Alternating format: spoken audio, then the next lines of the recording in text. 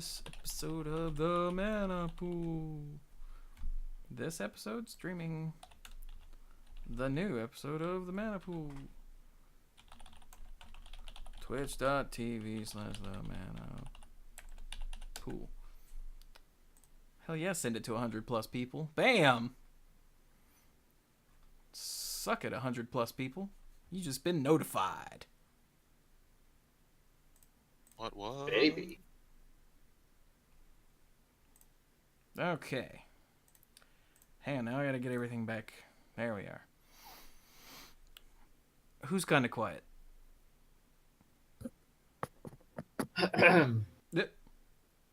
Alright, so this is me talking Mike. This is me talking Brian. This is me trying to talk at a normal voice, which I always feel like I don't do that when it's for a test. So, Correct. this is as close as it comes. So if we sound quiet, maybe turn up your volume. Because I don't think it's me. Hang on, let me go check my mic level. Something stupid might have happened. Because Windows. Recording. Properties. Levels. Nope, that's right.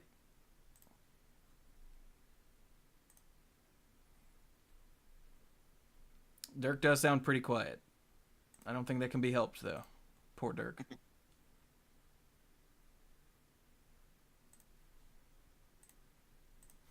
And I might have been quiet because I was down here sort of mumbling while I did stuff. But now I'm up here. Oh, BattleNet's open. Hang on. Close that. I'm still signed into Google Chat, and wouldn't you know, Bill and Clues will start having a conversation while I'm still signed in. It'll bring, bring, bring. All right, there we go. I think we're good. Excuse me. Oh, I wolfed down like a bucket of chili that the parents sent me for dinner. So I'm glad there's not a face cam for Manapool episodes, because I'll probably end up going and just making this god awful face several times.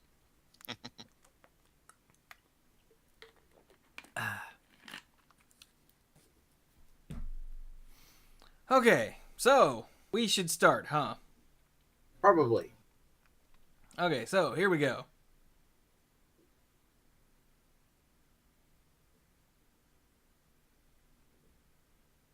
Ow, jam! Hello, everyone, and welcome to the Manapool. This is episode 530. Jeez, really? Of the Manapool. And Big 530. The big... Is that a big? It is now. It is now. So, I'm Chewy, the lead dork, and with me, as always, are some other dorks. I'm Brian. I'm the lead rambler, tangent master of the group, and I am trying so hard not to get frustrated right now for reasons that are beyond anyone's control. Failing. Failing terrible. Love you guys. I'm Mike. I'm the rules guy and the game lore guy, and I'm pretty chill right now. But who knows? I might get mad later. We'll all find out together.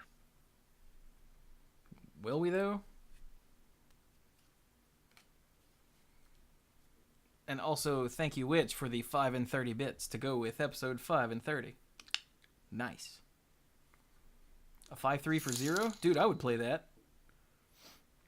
Hey! And Stark just resubbed for 16 months in a row. Nice.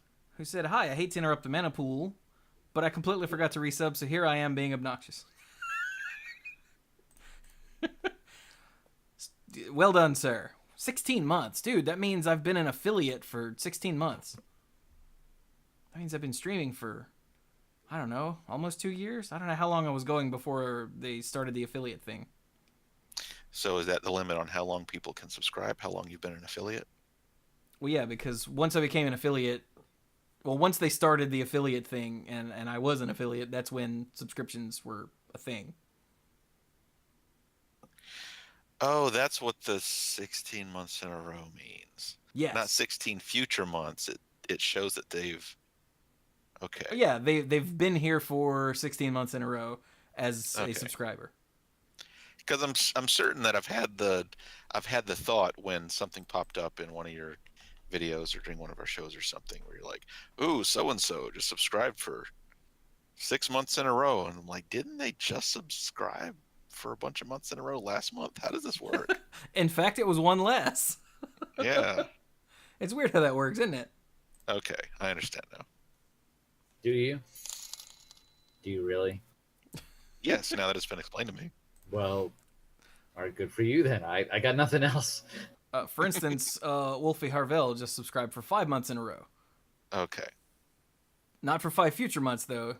How about for the 5th month in a row? Okay. There we go. We'll call it that. Anyway, so on to the actual show. Dirk is not with us because Dirk hopped on the call, and I'm pretty sure Dirk was actually dead. So we sent Dirk to bed. We did. Without his milk and cookie. No, just go directly to bed. Do not pass milk and cookies. Like he really sounded awful. We're like, dude, just if you don't record, will you go to bed? He's like, yeah, probably. We're like, go to bed. Go to bed. Also, Violet Moon just resubbed for the 4th month in a row. And hey Rakdos, if you refresh, you should see a share thing at the top of the chat. And it'll pop up and show how long you've been resubbed. Mm-hmm. But thank you for your resub as well. What? If the announcement used words like that, 4th, 5th, 16th, then it would be obvious. The way it was worded was just throwing me off. Yeah, back when I first started watching... Actually, I don't watch much Twitch, but I watch a lot of YouTube for people that Twitch. Which sounds like I have some sort of weird fetish. But and it took me a while to figure out what the hell they were talking about. There it is, Rakdos for the 5th month in a row, too. Sweet. So, right, let's talk about other things. Right. So, as we know, just recently, well, I use that term loosely, it's been, what, about a month now? About... That long? Yeah. Since... Gosh. When did... maybe only 3 weeks? Maybe only 3 weeks. Since Return to Ravnica Part 2, Electric Boogaloo of the Guilds came out. Wow. Oh, there's Turbo with the 4 months in a row. Hell yeah, Subtrain. Get there. We'll just annoy the hell out of all the people that are listening later. My apologies for all the people that are listening later, but hey, you should totally come watch live. Then you can be part of the interruption. Yes.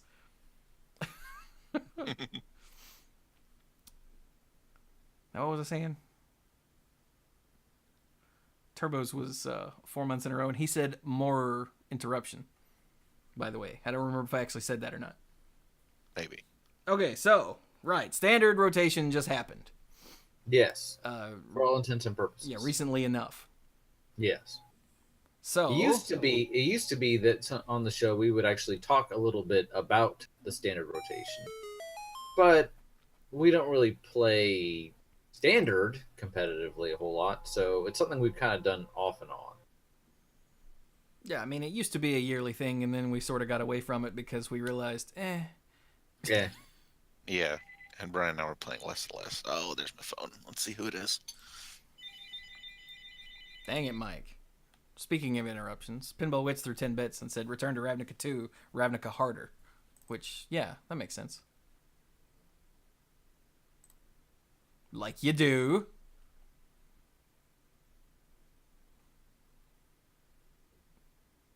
Hello? Hello. Oh, okay. I'm still here. It just got, like, super quiet in my ear. Like, even the weird, like, hum thing. Like, the audio from my headset just went dead. And I'm like, did I just get cut off? Yes, Mike still has a landline. Like a pleb. I do. not a very important call. You got back real quick. There was nothing on the other end. Oh, Oh, I hate it when that happens. now they know you're home. So, anyway, standard. Yeah. It's in the house. Sorry. Call was coming from inside the apartment. So standard. So standard, yes. And Brian wanted to talk about it. Damn it, there. I did, because something is different this year. Something's happened. That something, as some people will probably know, is Brawl. The commander variant, where you play with 60 cards instead of the usual 100 for commander, and you're limited to standard, but you can also use any planeswalker as well as legendary creature. So, kind of wanted to think. I've built 5 Brawl decks. Kind of wanted to think about what was coming out of those. What am I going to put in? We thought we might turn into a bit of a topic, not just in terms of my decks in particular, although we can use those as a reference, but as well as what are cards to be thinking about leaving standard that might be in other people's Brawl decks that that they need to think about taking out. It's the first time since Brawl has come up or really been publicized that there's been a standard rotation. So what cards are leaving and or have left, I guess at this point. If you're like us and you haven't played Brawl since the rotation, in my mind, it is still past tense or no, more like future tense in terms of need to make these changes, you know. But so just kind of thought we would take that and run with it today. And of course, for those that are with us for Twitch, if you think of cards that we're missing, you certainly let us know, or cards that you think you might like to see in Brawl decks, etc. But otherwise, we're just going to kind of go off of our own notes. So, Mike, who did the homework, what are the blocks that are out of standard now that have just left? The blocks that are out of standard are Kaladesh and Amonkhet. Very good. What was the theme for Kaladesh? So Kaladesh was an artifacts matter set. It also introduced the concept of energy. It also introduced vehicles to the game. And it went a little nutso with a couple of the vehicle and energy cards. Just a bit? A little. But thankfully, eventually those things were brought under control. I.e. banned in standard. Yes, i.e. banned in standard. I'm sure that Chewy, who covers tournaments on a little podcast we like to call Monday Night Magic, hasn't been talking about energy for the last year. Not to mention, again, Kaladesh is an artifact set, and it just seems without fail, whenever they make an artifact set, that there's just some uniquely powerful colorless cards that end up getting played in every deck. So, remember when Smuggler's Copter was a thing? Unfortunately. Yep. Yeah. I remember playing that at the pre-release and going, if this doesn't do stuff in standard, then the world is ending as we know it. Mm-hmm. Yeah. And then, yep, got banned. Yeah. I remember at the Sealed GP in Orlando, this was after it was banned in standard, I would walk by games where someone had gotten it in their sealed pool, and it would be on the battlefield, and I'd just shake my head just like, that ain't right, man. Yeah, that's not cool, bro. That is not right.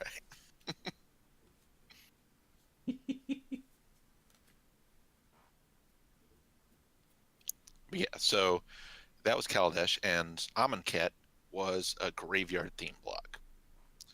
And it introduced the concepts of aftermath and also embalm and eternalize, and it reused cycling to great effect.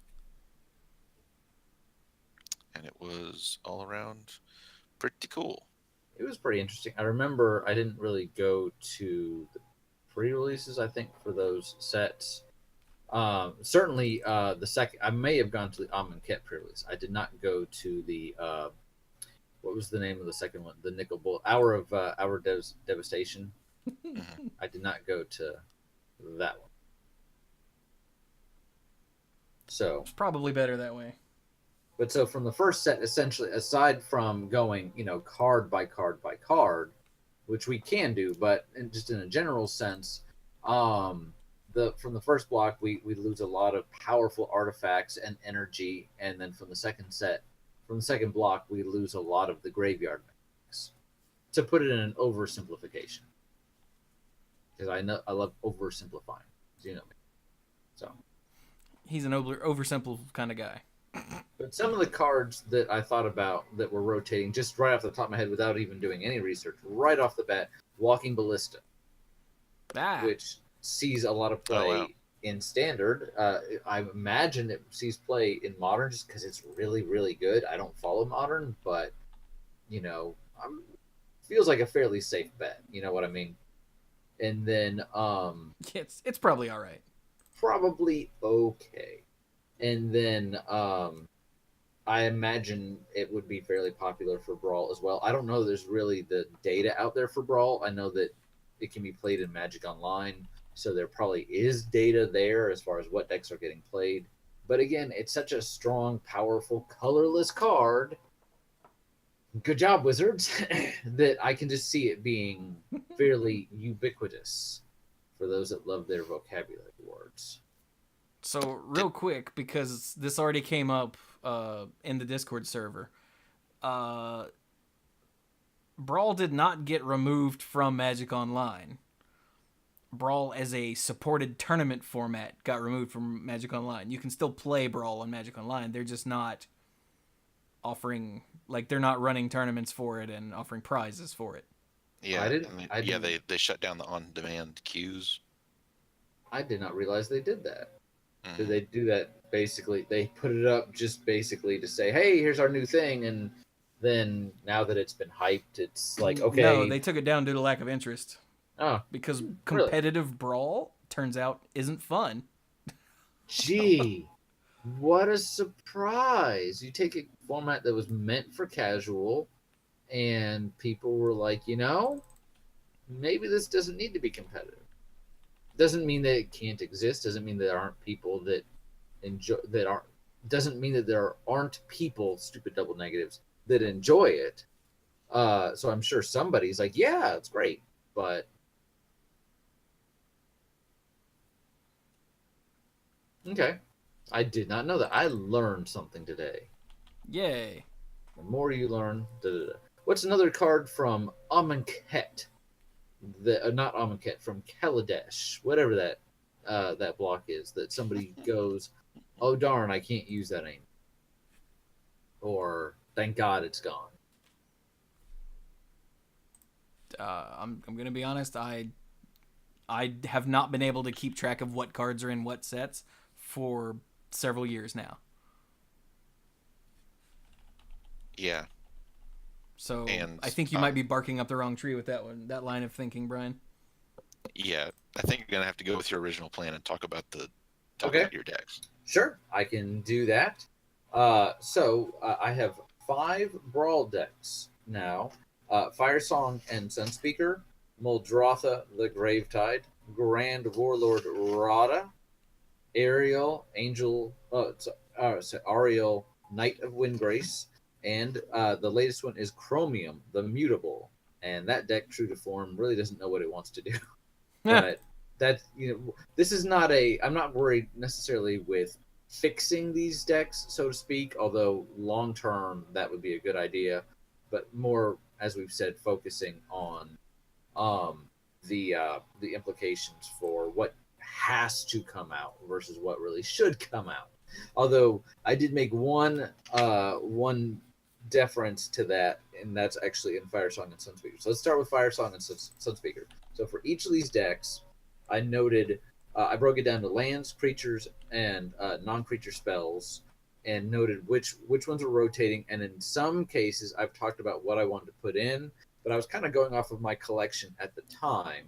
So you will note that there may be some more or less obvious inclusions that I haven't noted, and probably they should go in, but I either just didn't have that card yet, or I didn't think about it, or whatever. But I've just barely started to start the process.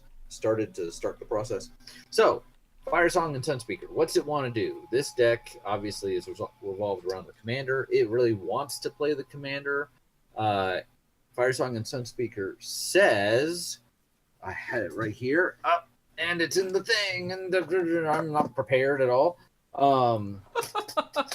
Fire Song, and I've got it. Give me 2 seconds. That's Muldrotha. You suck. No, I love Muldrotha. Yeah, it's just not Muldrotha, the card I oh. need right now. It's the card I deserve, but not the card I need. Yep. Oh,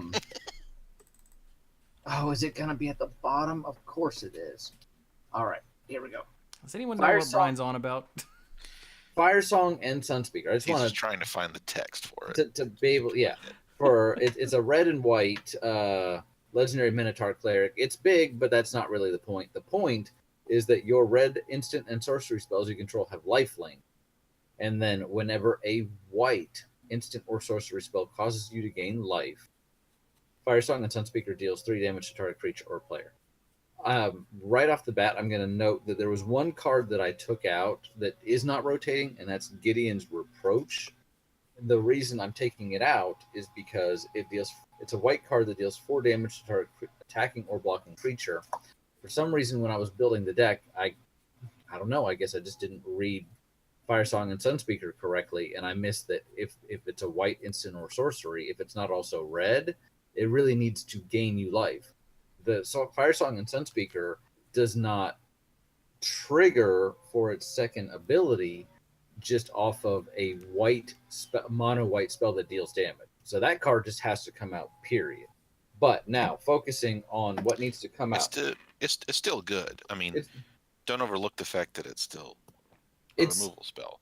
But if you can find something that plays more into the commander that can do something comparable, sure.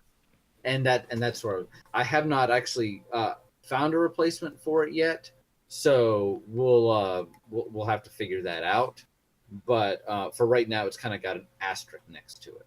Mm-hmm. So the things that have to come out: Spark of Creativity. You remember that one?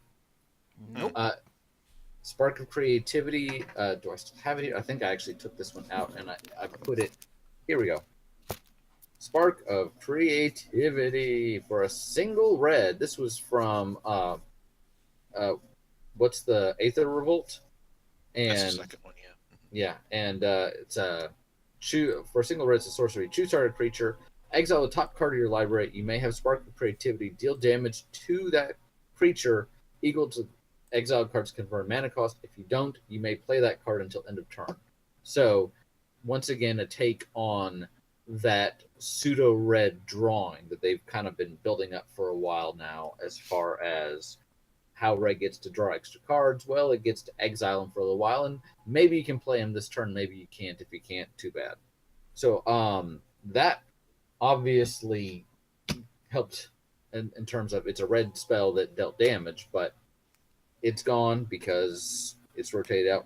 We've got Fateful Showdown, Hungry Flames, just Hungry Flames. Protection of the Heckma, which was more just a defensive measure than anything else.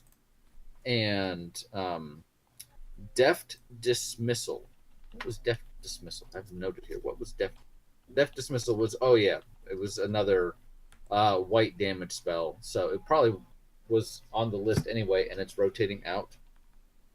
Perpetual Timepiece. This one you're going to see noted in several of these decks because it's just so good. Mike likes the Perpetual Timepiece, don't you, Mike? Yes. Yeah. Aether Flux Reservoir was kind of like a backup win condition. You remember when decks were there was like a crazy standard combo deck that used it for, I don't know, a week or two? Or I didn't follow. Maybe it was with the paradoxical outcome. Yes. So, anytime an alternate win condition leaves standard, I'm always a little sad to see it go. But that was pretty cool. Dynavolt Tower. That has to come out. And yes, Mike, in this deck, it actually did belong. We joked because there was a copy of it in the Chromium deck as well. Because when I was building the Chromium, I really didn't know what I wanted to do with it. I kind of wanted to build a clone deck, but I just didn't have enough effects. So I'm like, let's do some artifacts and let's do some instants and sorceries. And Mike was playing these decks around the time that rotation was getting ready to happen. Was it maybe before the pre-release or something? It was around then. And he's like, is this even in here? Why is this here? And he played it down, and then after the game he's looking through the deck and he's like, yeah, there's only like 2 things that trigger this. So I'm pretty sure I identified that like way back when we were at your house and I was playing it. I think you I did. identified that problem, and you forgot to take out Dynavolt Tower, and you forgot to take out the Saga that cares about instants and sorceries. Yes, so that's also gonna have to come out probably. So I haven't taken it out yet. But so that's it. So again, just real quick: Spark of Creativity, Fateful Showdown, Hungry Flames, Protection of the Heckma, Deft Dismissal, Perpetual Timepiece, Aether Flux Reservoir, and Dynavolt Tower. And an asterisk next to Gideon's Reproach because it's not rotated out. I've looked around. I'm not really sure what I want to put in. Is it obviously has some options with like some of the red? Is it Jumpstart? Is that the name of the mechanic? Mm-hmm. Has some options with Jumpstart because that's going to play into instants and sorceries. And obviously, I can't use the blue ones or the multicolored, but the red should fit in fairly well. How many of those deal damage? Just a couple, right? Just a couple. I don't think too many. The Browbeat one would be awesome, of course. Oh, that's true. I think that one's already. I have literally listed 2 cards to go into the deck that I knew. One is Risk Factor, which is the Factor Fiction with Jumpstart because it's just perfect. Browbeat with Jumpstart. Robbie, what'd I say? Factor Fiction? Wow, Factor Fiction with Jumpstart would be awesome. No, this is Risk Factor. Just real quick, for 2 and a red. Instant, mind you. Wasn't Browbeat a sorcery? Yeah, I think it was. Target opponent may have Risk Factor deal 4 damage to them. If that player doesn't, you draw 3 cards. It's got Jumpstart. So with Firesong and Sunspeaker out, 4 damage with Lifelink is not insignificant. Mm-hmm. Or they're going to let you draw cards, which they usually don't want you to. The other card I have noted that I really want to go in the deck, and I've already got sleeved up, Erratic Cyclops. Yeah. Yeah, that's a good call. The deck has a very limited number of creatures. As of right now, with what I have taken out, it's literally 1, 2, 3. It's literally 6 creatures. Now, obviously, we've got some holes to fill because those are the only 2 things I've noted are Risk Factor and Erratic Cyclops. But Erratic Cyclops just fits in so well. For 3 and a red, 0/8 with Trample. Yeah. And whenever you cast an instant or sorcery spell, he gets +X/+O until end of turn, where X is the converted mana cost of that spell. So I feel like that fits in pretty well. Again, Jumpstart, I feel like is a fairly natural slot into here. With red and white, we look at Boros, and their mechanic is Mentor, and I don't know that this deck is as primed for that because there are so few creatures. Mm-hmm. So to really emphasize Mentor, I feel like would either be just shoehorning it in, and it's not going to benefit a whole lot. Although it is kind of funny to mentor an Erratic Cyclops because you're going to get to trigger it a lot because it's a 0/8. But that feels very like, here's something to play with that one card. But so I don't know that the Boros cards would naturally be a fit for this. Well, the split card with the Helix on one side. That's true. Ooh, intervention. It's called something or something. Something or something. Yes, that's right. I feel like intervention is the lightning helix. Does chat know what this card it's not is invert called? invent. What is it?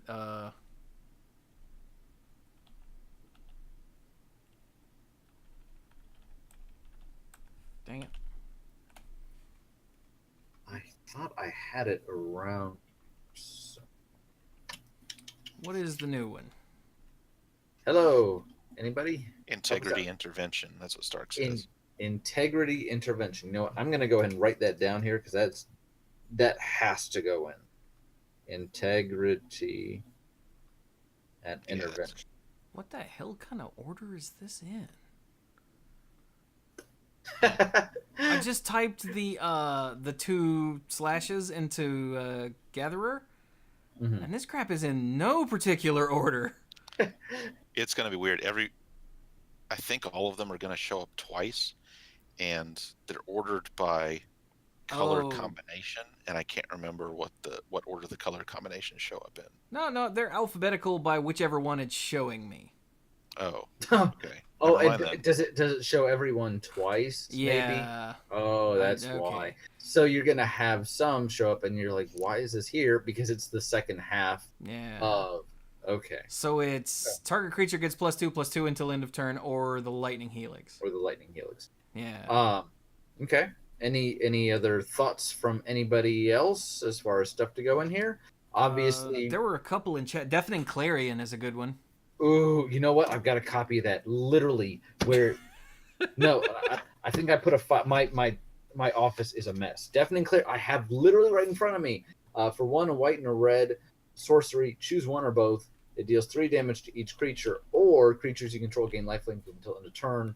The 3 damage to each creature with lifelink. That's just beautimous. And because it's also a white instant. No, it's a white sorcery. It will then, because of the lifelink, it'll trigger the second half. So it'll deal 3 damage to target creature or player. So boom, that is pretty cool. I don't see any downside to that whatsoever. Thank you, whoever suggested that. That was Pinball Witch. Thank you, Pinball. Twice. He suggested it twice? Yeah, she did. Once cool. Way back, and then once just now. Nice. I'm literally, the sound is me sleeving it in. It's in. It's good to go. Yeah. So, any other suggestions from anyone in chat? Anyone in the room with me, which would be nobody, or anybody else on the line? Yeah, if someone else in the room with you gives you a card, then we're done, because you're going to leave. We don't have to spend too much time on this one because, again, while I am sad to see some of these go, ultimately, if nothing else, I will find red and white instants and sorceries to fill in the deck. I think there was another one of those red spells printed uncommon where it's 2 mana for 3 damage, and if the creature dies, it's exiled. I think that's actually. I think I know the one you're talking about. Lava. I think it's actually, yeah, and it's 4 damage. It's 4 damage. It's something really? stupid. Yeah, it's lava. It's insane. Hang on. Is it an instant or a sorcery? The lava coil. Lava coil. And it is a sorcery. 4 damage to target creature for 2 mana. 4 damage for 2, and it. Okay. And it exiles if the creature dies. Yeah. And because these decks are meant to be played together and against each other, I've tried to spread out some of the answers so that, like, for example, other decks have a way of dealing with the Graveyard Silmuldrath that doesn't just overvalue everyone every time. So Lava Coil is perfect. Lava Coil. I'm writing that down. You guys didn't know this, but you're doing the hard work for me. So ha ha ha ha ha. Oh, Magnor Creel said the 0/4 wall that pings opponents when you cast a spell. Yes, electrostatic something. Fields. Oh, is that what electrostatic field? Oh, it is. Field. Yeah. Okay, well then that's what Magnor said. Yeah, okay. Thank you, Magnor. I'm literally writing these down. So I had to take out 1, 2, 3, 4, 6, 7, 8. I had to take out 8 with a question mark for Gideon's Reproach. And so far, with Risk Factor, Arag Cyclops, Integrity Intervention, Deafening Clarion, Lava Coil, and Electrostatic Fields, that's what, 6? So I've got like 2 more slots to fill. Pinball Witch says, please just tell me you already have Star of Extinction in there. Yeah. Okay. Yeah. There was a game that we played, and I thought we recorded it. It was literally our first game of Brawl, and it was hilarious because I was playing Sun Song and Fire Speaker, and I played Star of Extinction to wipe the board because Dirk was going to kill us all, and it was hilarious because he had out a the Polyraptor or the raptor that when it's still damaged, it gets a clone of itself. Yeah, Polyraptor. Polyraptor. And somebody realized at some point that the Star of Extinction literally killed everything but the dinosaurs. So, Yeah, I remember that now. yeah, that was pretty sweet. What's the rare Boros split card? Rare Boros split card. Let's see, do I have that one? I have my binder right here. I'm trying to. It's Response and Resurgence. Response for 2 red-white hybrids deals 5 damage to target attacking or blocking creature. That's a lot. That might be really good. Resurgence is definitely more for a creature-based deck. For 3, a red and a white sorcery. Creatures you control gain first strike and vigilance until end of turn, and it's also a relentless assault. But the response, 5 damage for an attacking or blocking creature seems pretty good. So I'm going to definitely, I think that one's probably going in. And there may be the odd time where it's like, okay, I'm going to do this crazy thing with Resurgence and the Cyclops or Sunsong. Or I've also got in the White Legend that was our preview card. Oh, yeah, from Dominaria. Evra, Halcyon Witness, and attacking with her twice could be really, really good, especially with her having first strike and vigilance. So, yeah, baby. So, wait, Stark Yes, just sir. pointed something out. I pulled up Response, Resurgence, and Gatherer, and it's turned on its side in Gatherer so you can actually read the damn thing. Yeah, when you look at them one by one. When did they do that? Pretty recently, I think. Oh, I don't okay. think split cards have always been like that. And the question he asked that made me look at this and realize that I didn't have to cock my head to the side, he said, why can't the website do that? That is a good question. Because the website doesn't work.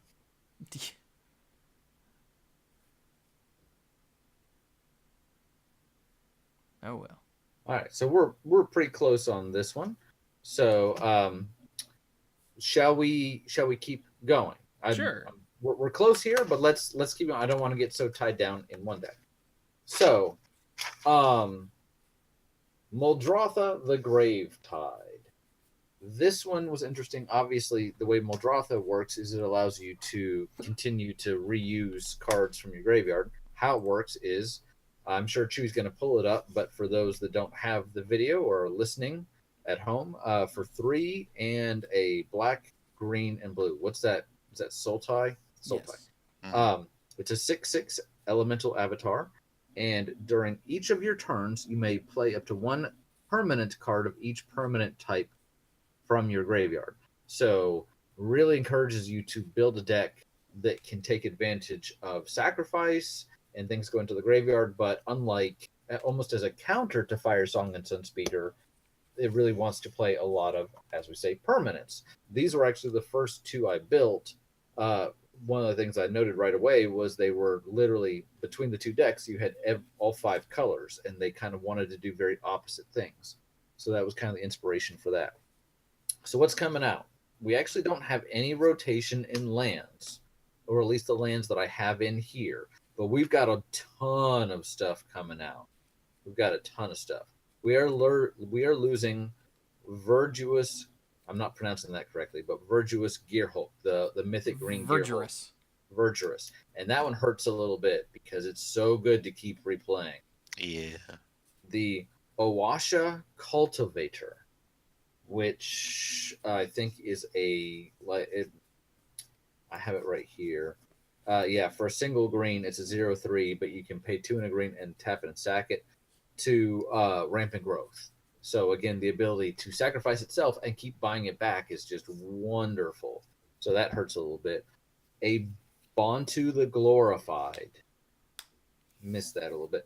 And finally, and I forgot about this card a little bit, the Shafet Monitor, which those of us that are familiar with what's the green card recycling that gets Croson you away? Tusker. Croson Tusker. This is like Croson Tusker plus, because it's a creature. Nobody cares about the creature side. It's a lizard, whatever. But for 3 and a green, you can cycle it, and when you cycle it, you search your library for a basic land card or a desert card and put it onto the battlefield.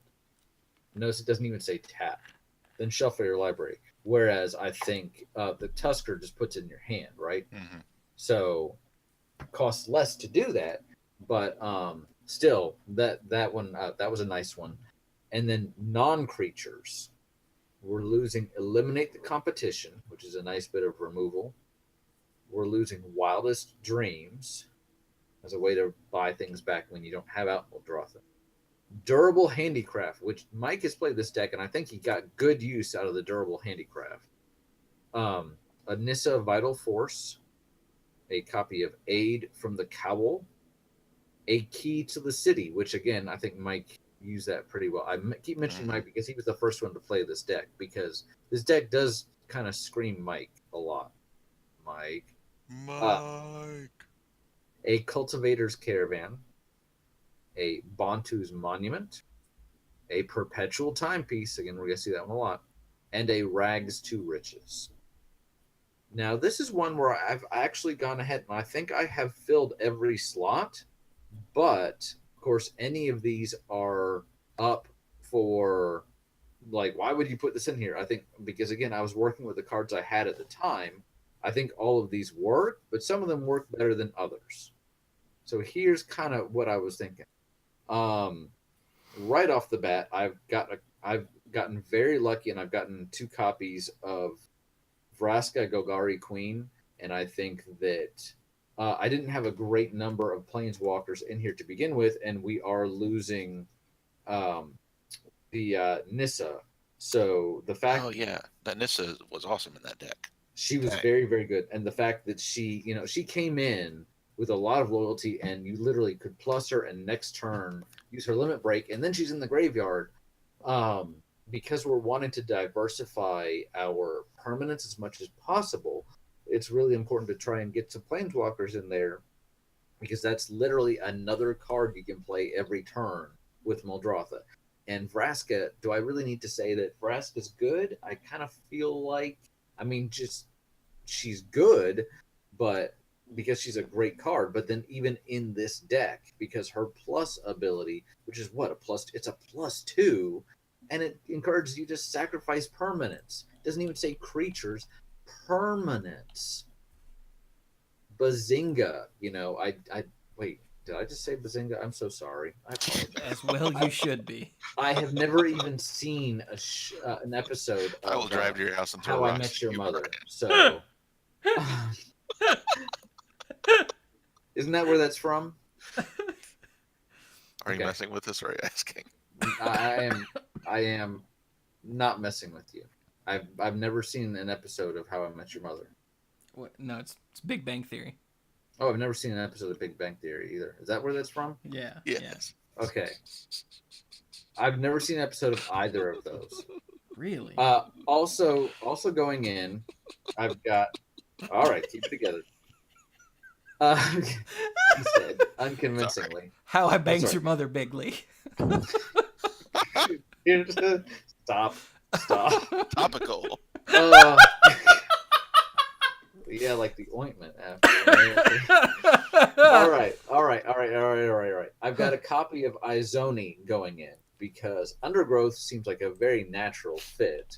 I've also got a copy of Our Spider, the Hatchery Spider, which I think is really good, is not as good in this simply because... No, wait, it does say that when you cast the spell, doesn't it? So, and you are technically casting the spell from your graveyard, aren't you? So, no, that's actually better than I thought. So, never mind. I was going to say, it's okay, it's not great, but no, it actually fits here pretty perfectly.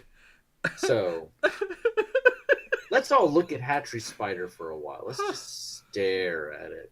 Look into its eyes. Pinball Witch threw 10 bits and said to rename the podcast How I Banged Your Mother Bigly. You know, that see would now, almost be an episode title, but no. All right, let's keep going. I put in a copy of Mission Briefing because, while it has a lot of permanents, we do have a couple instants and sorceries that are staying in or are getting added, and the ability to surveil is pretty good. I think they might be going to the graveyard. And on that note, also in the instant and sorcery category, I'm looking through the deck now. I think these might currently be the only. No. I'm sorry. I almost said the wrong thing. Nothing. On the instant and sorcery front, we're putting in Mausoleum Secrets, which I don't know has gotten as much attention. I haven't been following Standard for the last 3 weeks, but for 1 and a black, it's an instant. Undergrowth, search your library for a black card with converted mana cost less than or equal to the number of creature cards in your graveyard. Reveal it, put it into your hand, shuffle your library. Being able to tutor up just the right thing for this deck probably works pretty well. I'm just guessing. Haven't tried it out yet, but so there's that.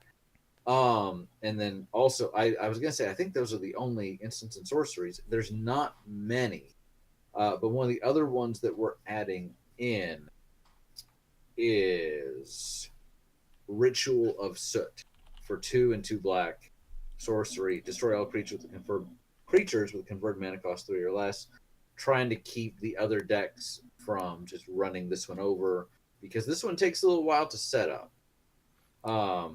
That's why the deck also has a Golden Demise in it, which luckily is staying because Ixalan is still around. So trying to get some early control. So, Brian, you don't have the chat open, do you?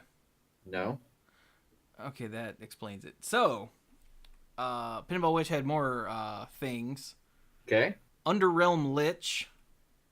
Underrealm Lich. Yeah, I don't know that Which one one either. is that? Let's find out. That's good. If you would draw a card, instead look at the top 3, put 1 in your hand and the rest in the graveyard. Ooh, that one's pretty good. I'm going to make a note about that one. I don't know that I have that one. So keep in mind, like I said, first things first, I'm going through the stuff that I have and I'm doing that. But I'm going to make a note of that because that seems pretty good. Does it have to do anything else? It's a 4/3 and you can pay 4 life to make it indestructible and tap it. Well, but that first one is pretty good. Any other I have some other stuff I added in, but certainly, what did anybody else say anything? Oh else? yeah, she's got a whole list here, and since you don't have chat open, Brian, let's see, Doom Whisperer. Doom Whisperer. Do I have that one? I think not. Yep. Is that the one that whenever a non-token creature you control dies, you draw a card? No, that's the Surveil Demon. Pay 2 life to surveil 2. Is that also a mythic? Yes. Okay. That might be why I don't have some of these. There's also Dream Eater. That one's in the deck. That was one of the ones coming up. Okay. Notion Rain. Yeah, Rain. that's a common. Maybe. Yeah. That's you surveil 2, then draw 2 cards, then you lose 2 life. Mm-hmm. Right. Yeah. Well, it's take 2 damage, but yeah. Yeah, that's cool. Notion Rain. And of course, Enhanced Surveillance. If you have enough surveil cards. That one, that's a question mark because I've got some in there, not a whole lot. So I'll write it down. I'll put a question mark. And someone recommended Plague Crafter to play every turn, but don't do that. Play it every other turn. You can only play it once a turn at least. But I'm gonna write it down. But I think it probably that as I told these guys before we even played the first game of Brawl, there were some opportunities to play to put some oppressive elements in the decks, and I purposely kept them out because I didn't want it to be like, oh look, you got that again. The game's over. So Plague Crafter, by the way, is the 3-drop that says when it enters the battlefield, each player sacrifices a creature or planeswalker, and each player who can't discards a card. That's a sure way to lose friends in a multiplayer game.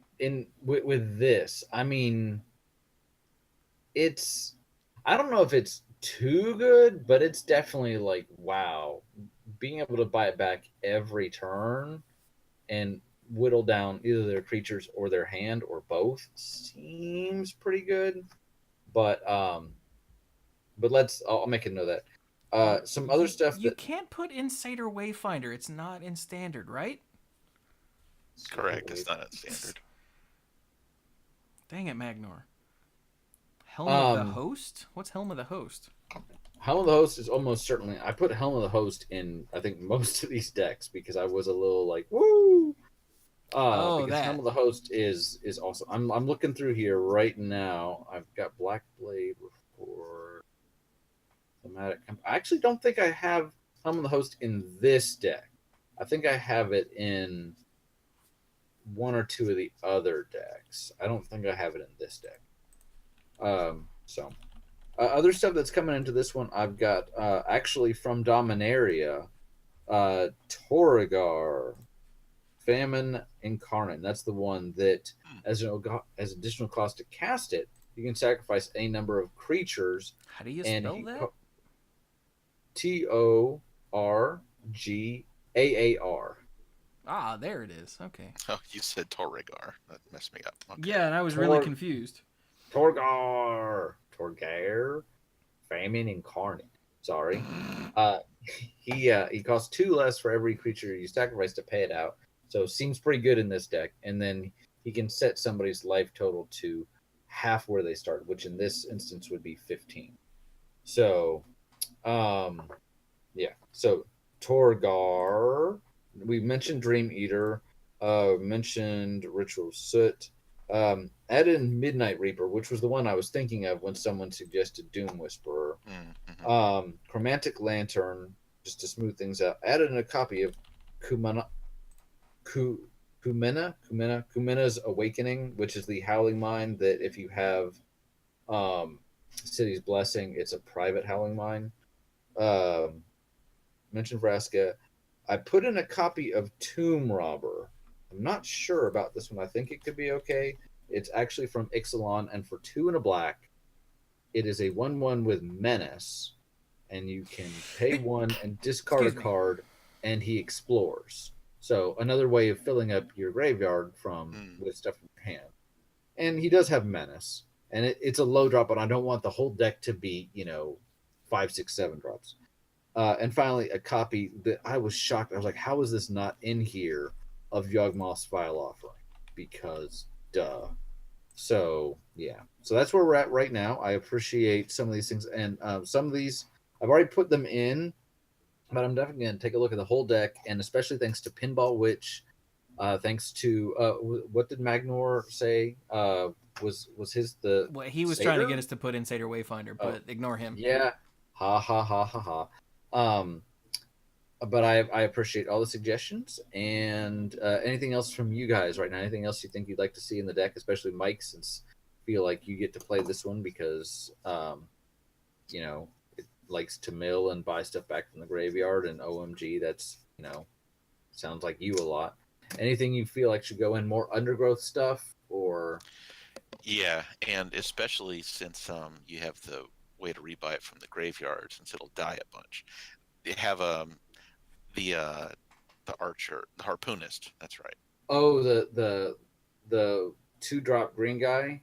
Yes. Harpoon. Yeah. What's it called? You can see Brawl it. Harpooner. Yes. Brawl. I'm writing that one down because it is so efficient. It's a low drop, and the ability. Wow. The ability to buy that back again seems really good against anything that flies. Yeah. It's seeing play in standard even.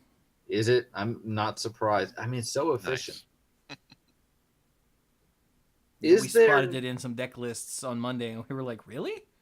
Is there a... I feel like there's a green and black archer with Death Touch. I've seen this one in Arena, which is really the only way I've been playing lately. That... It's an archer with Death Touch and Reach, and whenever another creature dies, target opponent loses a life, or every opponent loses a life. Does this sound familiar to anybody? It sounds like it could be a card. I don't know whether that means it sounds familiar. Pinball Witch said Jagged Scar Archers. Jagged Scar Archer. Nope, that's not it. Yeah, no. No, it's not. Different kind of archer. Brian, you've got a computer right in front of you. Yes, I do. Together. Because Jagged Scar Archers is a more different thing. I'm looking it up. Poison-tipped archers, Razorback said. Poison-tipped archer. Poison tip archer. 2 a black and a green, reach, death touch, 2/3. When another creature dies, each opponent loses 1 life. There you go. And it looks like it's from M19. So Just another why. creature, period. Okay, cool. Whenever another creature each opponent. Okay, that's got to go in. Yeah, it seems good. Thank you, Razorback, and everyone else. Okay. Sweet. All right. Ask Brian if Crucible of Worlds would fit. I can try to make Maybe. room for it. Mhm. I don't. There's that also would. the Ramen Up Excavator as another option there for the. Well, same- the excavator was in Omnipod. Oh yeah, right? you're right. Oops. There's a copy of Scapeshift in the deck, just for those that are interested. Nah. So, because that's standard legal now. But is that doing anything? It's probably not doing anything, right? Because there's nothing like Nothing to do. nothing to really do. All right, moving right along. Next, we have Rada, and Rada, Grand Warlord Rada. This is a green-white. What am I doing? Green-red deck, and the whole point here is it's kind of a mix of early beats with kind of swarm the board, as well as ramp into big things because of how she works. She's a 3/4 with haste, and whenever one or more creatures you control attack, you add that much mana in a combination of red and or green mana. Until end of turn, you don't lose that mana as steps and phases end. So you attack with a bunch of little guys and then play a big guy. And Dirk played this in the first game that we played, and I thought the deck was all right, and he came out of the freaking gates. Do you remember that? He played Yes. He played a couple early guys, and he played out luckily something that is rotating, the Champion of Ronus, which when it attacks, you can exert it to basically throw down a creature. So he threw, and I think he used that to throw down the Polyhydra, and we were like, wait, what? And most of the early game turned into, can we kill Dirk, or can we survive Dirk, with a question mark next to that, because it was kind of. What's So, a Polyhydra? Polyhydra is from it's from Ixalan, so it's still in the deck. And Polyraptor. Sorry. Oh, okay, there we go. I'm Polyraptor. like, Yeah. Okay. I don't know this card. Yeah. 5/5 enrage, create a token that's a copy of Polyraptor. And he only ever got up to like 1 extra token, but that was terrifying because it's terrifying. So, what's coming out of Grand Warlord Rada? Lands, nothing's changing. Creatures, we are losing kind of some utility. We're losing a Manglehorn, which is a little beast that when it comes in, it nukes an artifact. So kind of as a way there to, it's a low cost creature to help swarm the board, but it also keeps some of the other troublesome artifacts in the other decks in check. We're losing, I'm going to mispronounce this name. No. Yeah, no, but really, Oviya. Ovia. Oviya. Oh, Miss Pashiri. Yeah. Yeah, yes, Miss Pashiri, if you're nasty.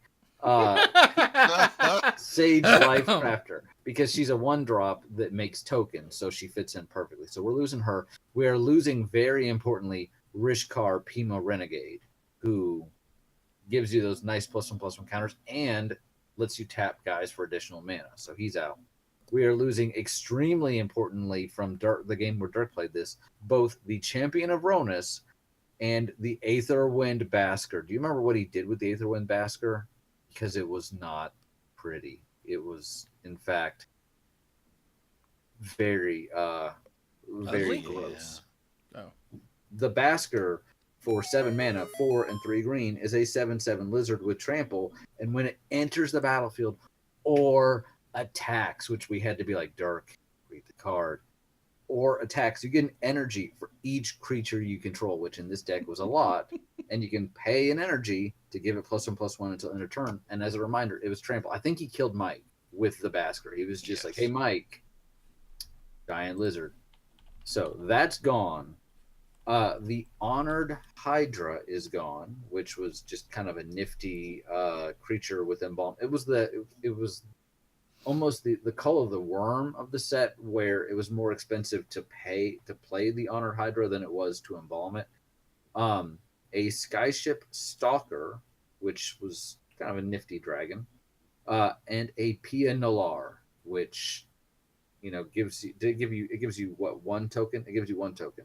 It was the Pia and other one that got you two, but she comes in, she gets you a token and another guy to attack with. So those are the creatures leaving. Non-creatures were losing a Wildest Dreams. You can tell I like the card because it was in a couple decks. Another copy of Nissa Vital Force, and we are losing a Struggle to Survive, which is the Aftermath green-red card.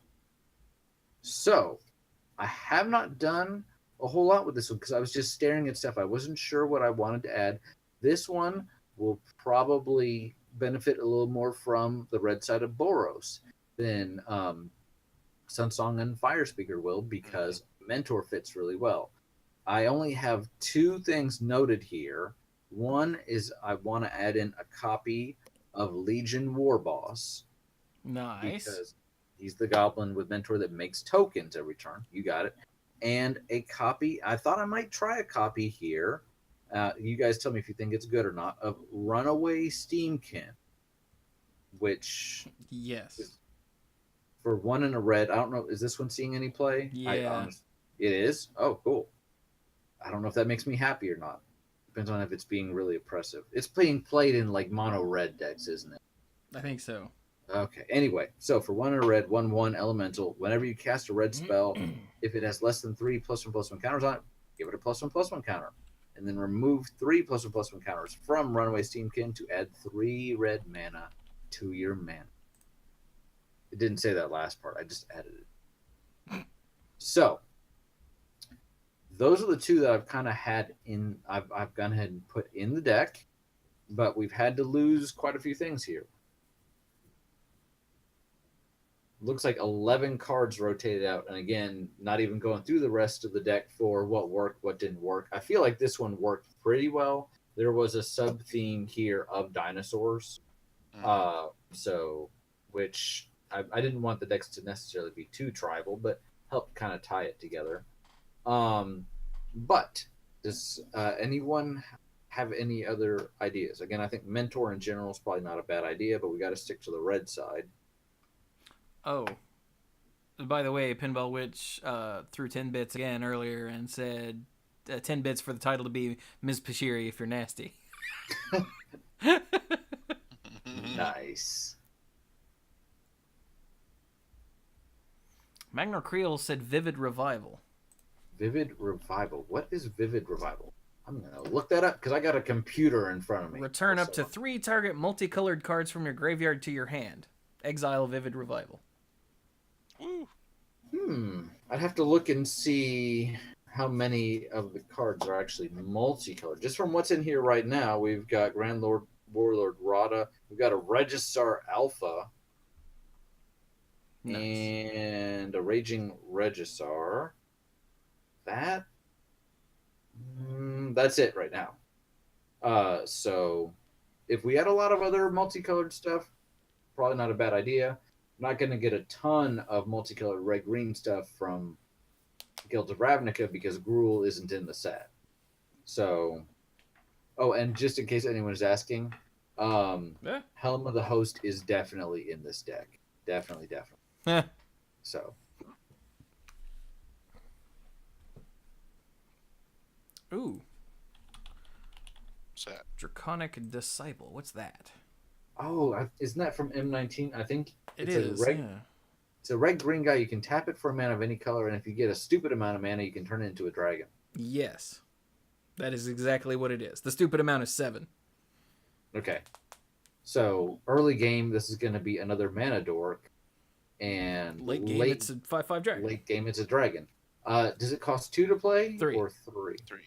It would be better at 2, but it would also be better if it was a 3/3 with haste and flying. So.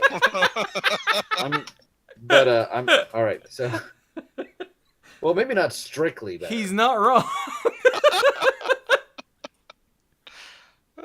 because then it does to plummet. Anyway, Draconic Disciple, fantastic.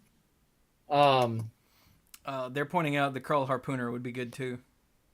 Yeah, that feels like it's just a good. A good green card. Yeah. A Harpooner. Harpooner.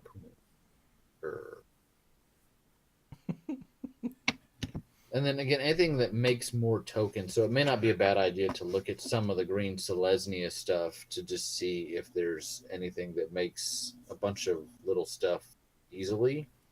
So maybe I do have another what's it, hatchery spider. So may not be a terrible idea. Yeah. I don't know why. The chat just said Smelt Ward Minotaur, but I don't know how many instants and sorceries we have. Seems kind of lame. When you cast an instant or sorcery spell, target creature an opponent controls can't block this turn. Yeah. And Lava Coil too. Yeah. Lava Coil, and then maybe something if we're with Convoke, because if we're gonna get a bunch of little guys out, maybe when it's not advantageous to attack, we just tap them for mana that way, like a Siege Worm maybe, or I do have the big worm. I have the Bio Worm. Yeah, that guy. Yeah, Impervious Great Worm. Yeah, there we go. Yeah, that one's probably going in. I've only got the one, so I was debating where to put it. Impervious Great Worm. He's a pretty great worm. Look at him. Yeah. I mean, it's if it's a 16/16 with indestructible.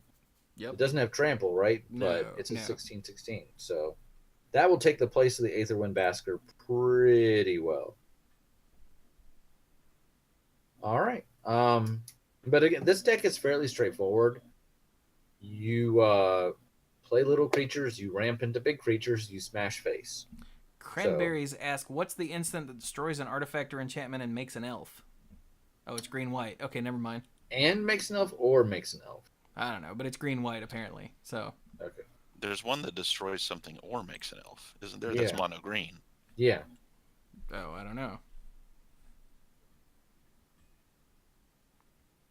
Mono green is the spell.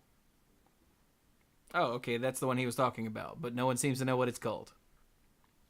I don't remember. I see it in my. I'm gonna look it up right now because I think it also has Convoke. So. I know. All I remember is that it has a name where it's like, okay, I would have not guessed that game text from the name. Spell token correctly, Brian. Jeez. Yeah. You can't use Knight of Autumn. Sprouting Renewal. You got there just before me. So, yes, no, Sprouting Renewal. They said it in chat. Well, they got there just before me. So, okay, so it's Ore. Yeah. Got it. Well, which isn't terrible. So either, like, I need to answer that other Helm of the Host the other guys got, or I don't. I need a guy. Here's a guy. Sprouting Renewal. Not every card has to be like super amazing, exciting. Sometimes you just need cards to get things done. And that's where I come in. Because I'm not super amazing, exciting, but I get things done. Yep. Speaking of not being super exciting, but getting things done, or maybe not, let's turn to the last of the 4 original decks, and the one that Chewy has the most experience with, Ariel, Knight of Windgrace. And this was very obviously, from the first, a tribal deck. It kind of splits itself a little bit between knights and vampires, with as much overlay as possible between the two. Obviously, she doesn't care about vampires, but it's felt like a fairly natural direction for the deck to go, because a lot of the deck enjoyed gaining some life being in white and black, and vampires, especially in standard, really enjoy what happens when you gain life. So This one actually didn't have as much of a change as some of the others. For the first time, we've actually got a land rotating out because I had to take out a copy of Concealed Courtyard. Gasp. I know, shocker. And then, as far as again, the deck needs a bit of an overhaul because Chewy's played it a couple times now, and it's just it gets going. And I think you had said last time that you figured out that the deck kind of wants to destroy one person instead of spreading the wealth around, because by the time that it really, it amasses its forces, all it takes is a board wipe and the deck starts falling And behind. you're done for the rest of the game. Yeah. And you're done for the rest of the game, and everybody else is just like, okay, let me rebuild and whatever. And she's just like, eh. Go. So the deck needs a bit of a rework, but just working again off of what has to come out. We got to lose the Concealed Courtyard. The only creatures that have to come out are Gifted Aetherborn, which is a bit of a loss. A Restoration Gearsmith, which was just good for basically rebuying stuff, and a Metallic Mimic, which was pretty cool in that it could literally, it served as the ultimate tribal enabler regardless of which direction you wanted to go in. Mm-hmm. And then non-creatures were only losing Perilous Predicament and Gonti's Machination. So I'm going to take just a second with these because I think they were pretty cool and I think they got a bit overlooked. But Perilous Predicament, sound like Bugs Bunny. Perilous Predicament. For 4 and a black was an instant. Each opponent sacrifices an artifact creature and a non-artifact creature. It's a bit expensive, but everybody's sacking at least one thing, and occasionally, somebody's sacking 2, and it doesn't affect you at all. And the deck did need some removal, so I thought that was pretty good. And then the Gonti's Machinations for a single black was an enchantment. Whenever you lose life for the first time each turn, you get an energy, which at some point somebody's going to attack you or ping you or whatever. And then you can pay 2 energy and sacrifice the Machinations. Each opponent loses 3 life. You gain life equal to the life lost this way. The old school Siphon Soul effect, which they don't really do as much of. So I thought that one was maybe not a workhorse, but it was interesting.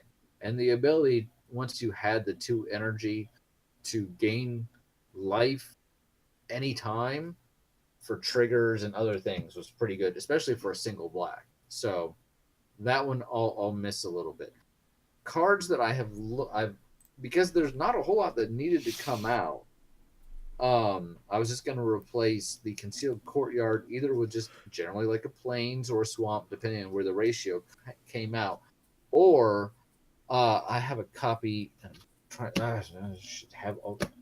have too much stuff in here, but I have a copy of Guildmage's Forum, which is a rare land from the new set, and you can tap it either for colors or you can pay 1 and tap it to add a mana of any color. If it's spent on a multicolored creature spell, it comes in with a +1/+1 counter on it. And there's a decent number of white and black multicolored here. You got Ariel, you got Arvad the Cursed, you got a Legion Lieutenant. Okay, maybe not as many as I thought. So that's, but I might consider it because if nothing else, you can always use it to play the command. So or either that or a plane. And then I'm also looking to possibly put in a Bounty Agent, which is the 2-drop white guy with Vigilance, who can sack himself to destroy target legendary permanent that's an artifact, creature, or enchantment.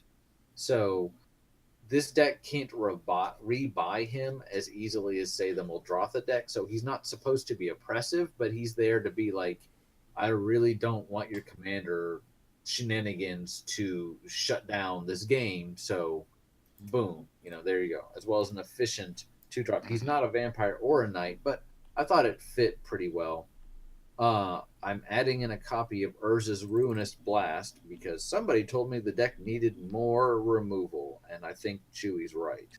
So, it doesn't hit legendary permanents, which in Brawl could be an issue that maybe this won't have enough targets, but things like Polyraptor are an issue. So as well as any copies that are made by Helm of the Host are technically not legendary.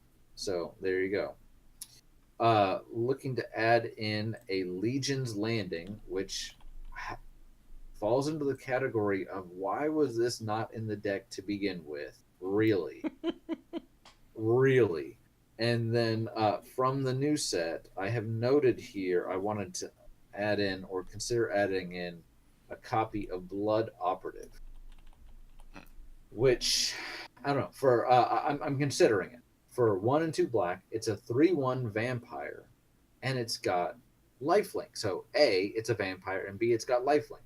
It seems pretty good. And when it enters the battlefield, you may exile target card from a graveyard. So once again, one of those little, hey, let's not let Muldrotha run away with everything.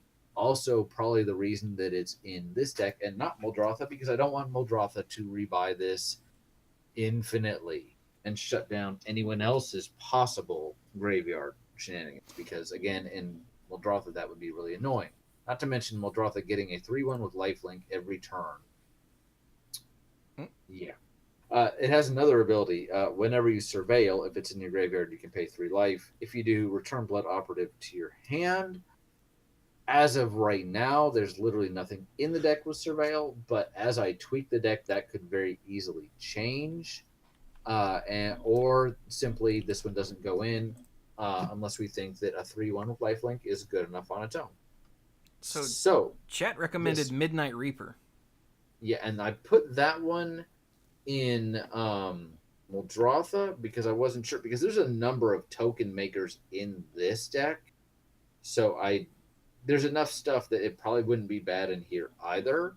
It's a knight, isn't it? Yeah, it's a zombie knight. Okay, all right. So you know what? Yep, I'm writing that one down. Thank you. Midnight Reaper. Yep. And they also said Gallant Cavalry. Gallant Cavalry. From M19. That one... It's a 2/2 knight with vigilance that creates a 2/2 knight with vigilance. Oh. Is it an uncommon? No, it's common. Huh? Okay. Gallant Cavalry. Yeah, 2, cool. 4 mana for 4 power, 4 toughness, and 2 knights. So, yeah. I was amazed that I thought that more of this deck would be rotating, but all the tribal enablers and stuff are still in. Ixalan, yeah. Or Dominaria. Yeah. I mean, already Arvod's in here, which doesn't trigger off a whole lot, but there's a decent amount of legendaries like Danitha and Ariel and 1 or 2 others. I did put in from M19 Alina Selfless Champion because that seems pretty good. So, but yeah, a lot of and Legion Lieutenant for vampires, Banalish Marshal for all your stuff. So there's a decent amount of tribal enablers in Standard right now. So, oh yeah, and Vanquisher's banner is just ridiculous. Gallant Cavalry. Chat says a couple of things. A Valiant Knight is a Knight Lord. Do you have that? Valiant Knight is a... Oh, that's also from M19. It's a Knight Lord that also for 5 gives your Knights double strike. I don't... let me look. I'm looking at a picture of it now, and I don't think I have it. It's not in the deck. I don't know that I have any, but I'll write it down because, hey, Dang it, Mike, you and your landline. Yeah. Oh, and they also pointed out Dawn of Hope. Yeah, that probably needs to go in. That almost certainly. Dawn of Hope. Yeah, whenever you gain life, you may pay 2 mana if you do draw a card. And it has create a soldier with lifelink for 3 and a white.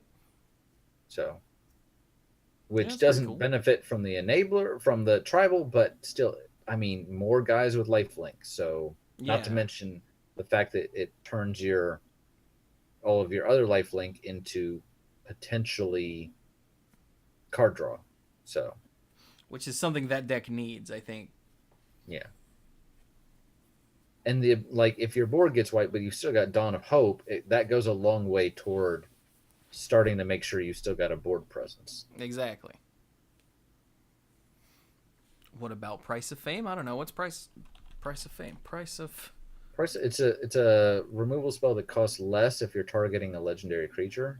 Oh. Oh. And I'll it write has it down. surveil. I'll write it down. Because I know I'm building this for Brawl, I didn't include in any deck a ton of 1-for-1 answers. Just because in multiplayer, those spells get less and less valuable. It's good to have a couple just for like a safety valve, like I'm gonna die, kill it.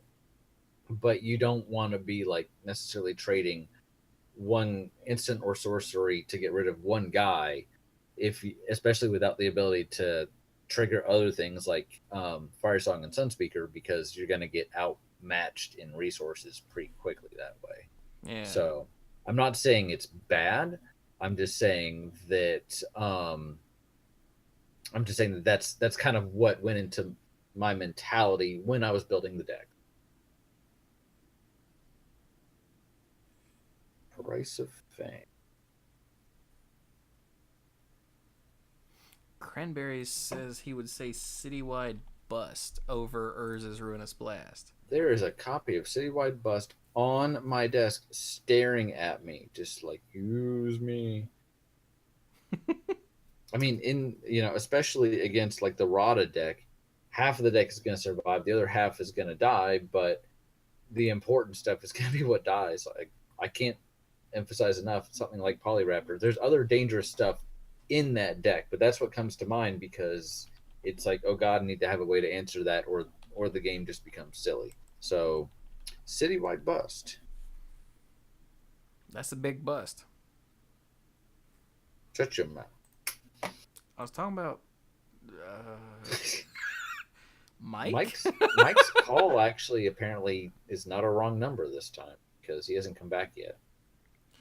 Mike also doesn't usually have the capability to go, "Hey, I'm on a podcast. I'll call you back." Yeah. So. Anything else for this one? This deck needs more work just out of the gate than the others in terms of what it needs to do. But and I was kind of shocked to see how little stuff came out. But because a lot of the tribal stuff, as we said, was from Ixalan, it's still there. In another year, this one is going to be drastically different. So it's also going to be interesting because I picked legends that none of the legends themselves actually rotated out. So it'll be interesting to see if later do I repurpose these decks when the legends rotate, or is something like Sun Song and Fire Song and Sun Speaker, that deck probably will just get taken apart because they do a very unique thing. So, right. Moving on to the problem child, Chromium the Mutable. The issue was that I wanted to build another commander deck. I was building it before we were getting together, so I didn't take a whole lot of time. I didn't have a whole lot of ideas for it. I just thought, hey, it's kind of a neat legend. Maybe I can do some clone effects or something like that. And between, I guess, my own collection as well as what's in standard, I didn't have a whole lot to work with. And so the deck is very, very all over the place. So there will undoubtedly be a lot of stuff that comes out of here. But as far as things that have to come out,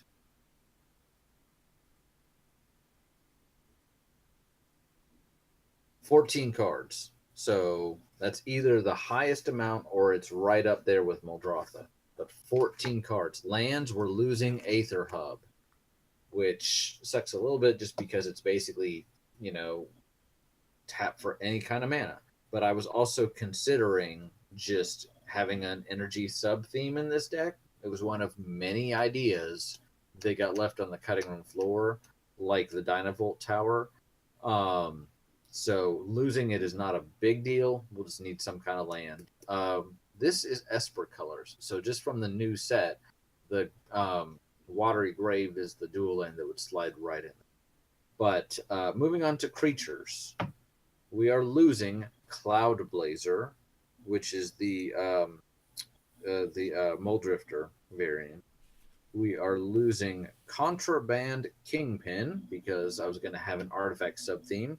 We're going to lose Treasure Keeper for getting out artifacts and just tutoring a bit. Chief of the Foundry, Metalwork Colossus, Scrap Trawler, and as we mentioned at the beginning of the show, Walking Ballista. So, artifact theme is, because we're losing Kaladesh, is pretty much kaput. Non-creatures, Sahili's Artistry, see above. And Inspiring Statuary. What is Inspiring Statuary? I took that out of the deck, but I actually don't see it in my pile of stuff that I took out. What is Inspiring Statuary? That sounds weird. I will have it in just a minute. It's not in my pile of cards. What is going on here? Inspiring Statuary. Non-artifact spells you cast have improvise. Oh. That's weird. So, yeah, again, deck was extremely unfocused. The best I could come up with was a lot of artifacts because we're in Esper. But, happy to kind of like lose some of this so we can get some focus. Refurbish, Dynavolt Tower, Mike,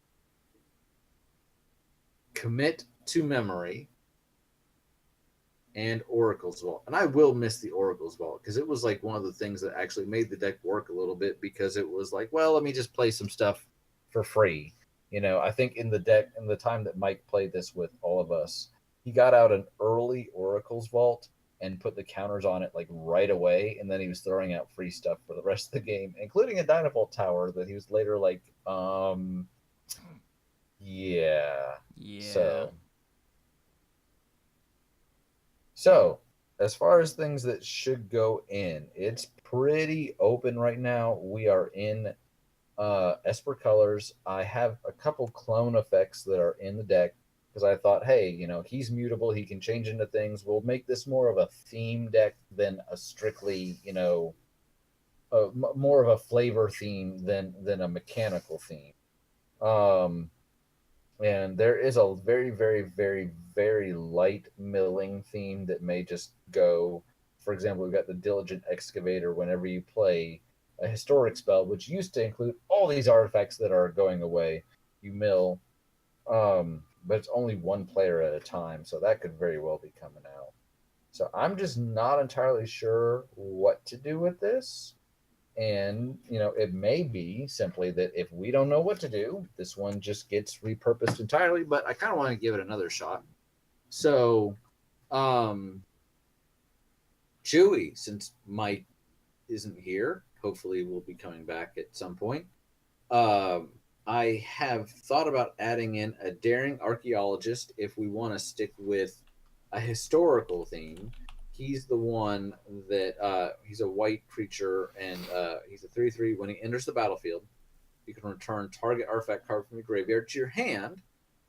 So lets you rebuy something, and then whenever you cast a historical spell or a historic spell, not historical, you can put a +1/+1 counter on Daring Archaeologist. So because it belongs in a museum. So I thought that.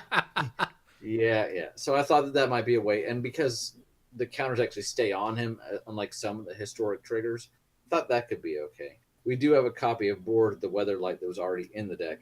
The other card I was considering adding in is I wrote down a Daring Saboteur. Oh yeah, because Daring Archaeologist and Daring Saboteur. I was like, really? Sure. But he's a 2/1 that you can pay 3 and he can't be blocked. And that turn, and then when you hit somebody, you can draw a card and discard a card. So, at least some card selection at least, and he's lower down on the mana curve. So, but any thoughts, ideas, questions, concerns, comments, feedback? I don't even remember what the Chromium deck does. That's because until now it really didn't do a whole lot. Well, that would be a good reason. That's part of it. It played artifacts and it tried to trigger some historic triggers, but now obviously with losing all of this stuff from Kaladesh, I'm just looking at this pile of stuff and it's like almost every artifact in the deck. We do have Joria's Familiar in, we've got a Howling Golem, and we've got some legends, including Wrath Caption, who's the one that gives your historic spells flash. Right. So we can definitely go with a kind of tricksy historic kind of thing. Mike had mentioned the Mirari conjecture as probably just needing to come out. Mike? Yes, I'm back. Okay, just want to make sure. So we're talking about the Chromium deck. Did you have anything else to say about the aerial deck? No, I didn't. Okay. So we're talking about the aerial deck, and basically The Chromium deck. we're talking about the Chromium deck, and basically like 2/3 of all the artifacts or more had to come out because Kaladesh. Yeah. Yeah, and as I had, including the Dynavolt Tower, and as I had said, the deck was I'm lacking. also sad about the Oracle's Vault not being in there anymore because that There was you a hot go. mess.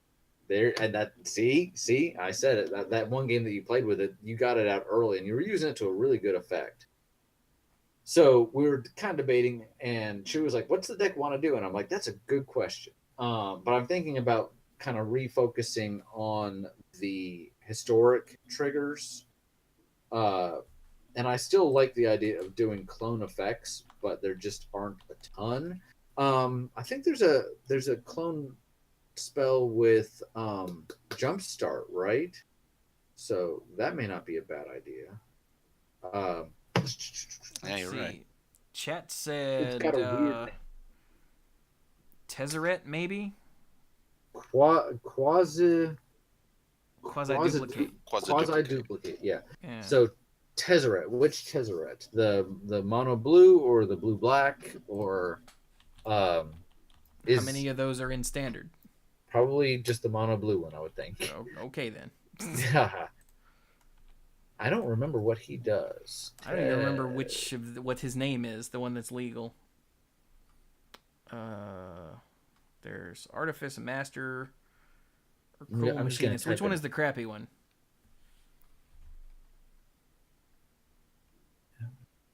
Tezzeret Artifice Master is the one from M19, and the Cruel Machinist. The Cruel Machinist is the B team, right? The cruel Machinist is the Planeswalker deck one. Yeah. Okay. Yeah. Artifice Master, costs 5, comes with a 5 loyalty. And he makes a Thopter token for a +1/+1, well, for a +1 loyalty. Draw a card for 0. If you control 3 or more artifacts, draw 2 cards instead. And his -9 is you can emblem with at the beginning of your end step. Search your library for a permanent card, put it onto the battlefield, and shuffle your library. Yeah, that feels really good because A, he's historic just on his own. He just is. Look him up. He's in the history books. And B, yes, sorry. And B, he makes artifacts or draws you cards or has a stupid limit burst. So yeah, that's gonna be Tezzeret Artifice Master.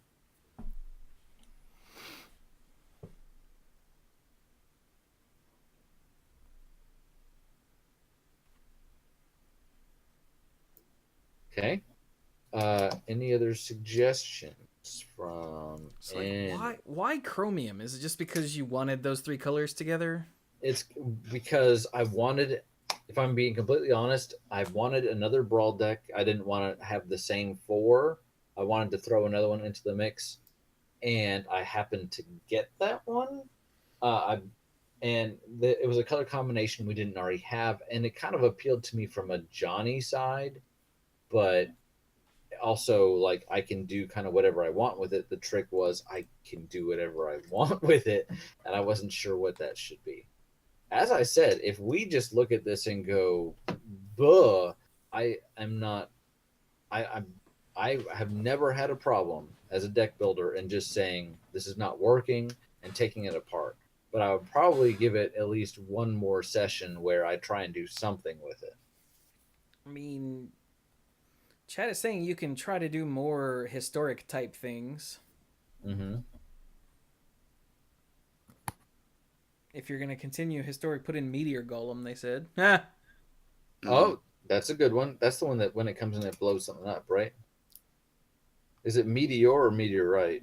Meteor. Meteor goal. Okay. Destroy target non-land permanent and opponent controls. Right. It costs 7, but I mean, kaboom. So, okay.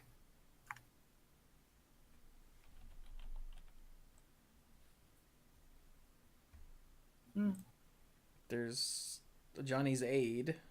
Nope, that rotated. Never mind.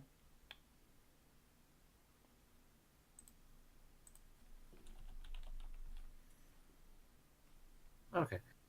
Well, I think this one I'll really just have to sit down and try and figure out what's it want to do. Should it really be doing anything? Is this going anywhere? I liked the fact, honestly, that I felt like with the other decks, the 4 decks, you see the commander and you kind of go, okay, I get it. Muldrotha, boom. Ariel, even to a certain extent, you're like, sure, knights, if nothing else. And I felt like this was a little more like you look at it and you don't necessarily know what's in store. But that's also at the same time a big question mark. So we'll see. It is in Demir colors, so it may be that this gets some more of the surveil love that isn't necessarily going into Muldrotha. So we'll see. Right now, I feel like it's just trying to do too many things and it's not doing any of them very well at all. So, Yeah. Could be. probably.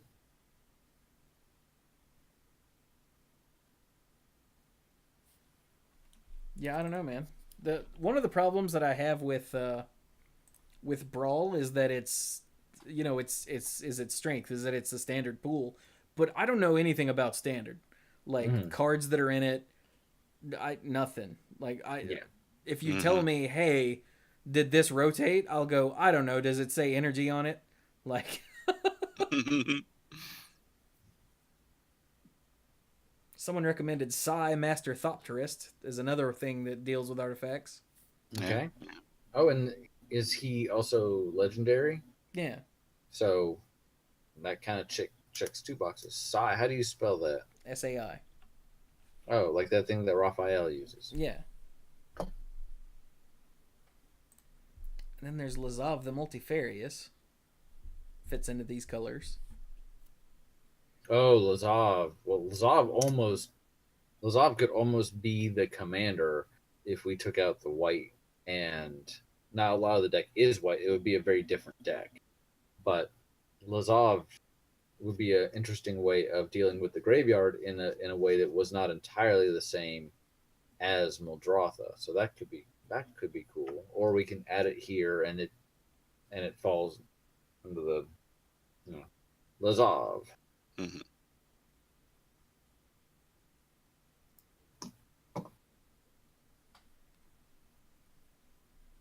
Okay. Well, those are the 5 decks that we have so far. The first 4 I feel like are pretty well nailed down. Just need to figure out what we need to put in instead. The last one is really kind of up in the air. Did we want to do anything else this episode, or did we want to call it here? I guess I had another potential question for you guys and for the people that are joining us live. Is if you, especially for these guys because they play with me, if I was to build another Brawl deck just to try and keep things interesting and add a little more variability into the field, is there a particular commander, be it legendary creature or planeswalker, because that's a possibility that you'd like to see played? Chewy, you haven't had a great deal of success with Ariel. Hopefully that will change once the deck is modified, but is there one that you're just like you saw in previews and you're just like, that would be really cool, or that would be interesting, or nifty? I don't know. I just pulled up all the legendary creatures and planeswalkers in standard. Okay.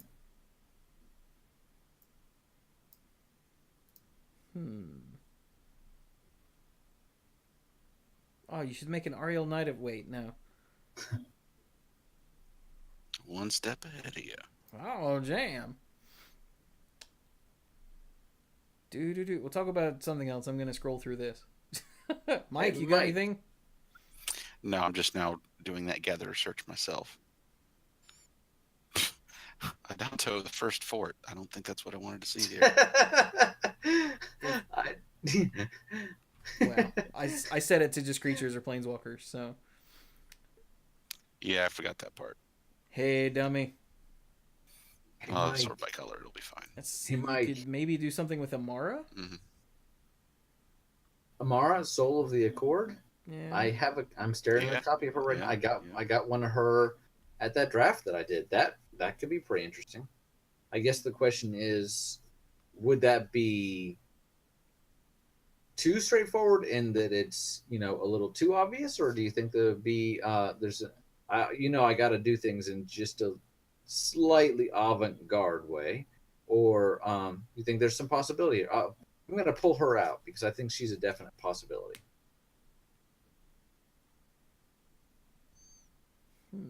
I do have another copy of Vraska if we just want to do a Vraska deck, because I'm kind of curious to do a Planeswalker. It doesn't have to be this time, but it's not something you really get to do in Commander aside from the Planeswalkers that say this can be your commander.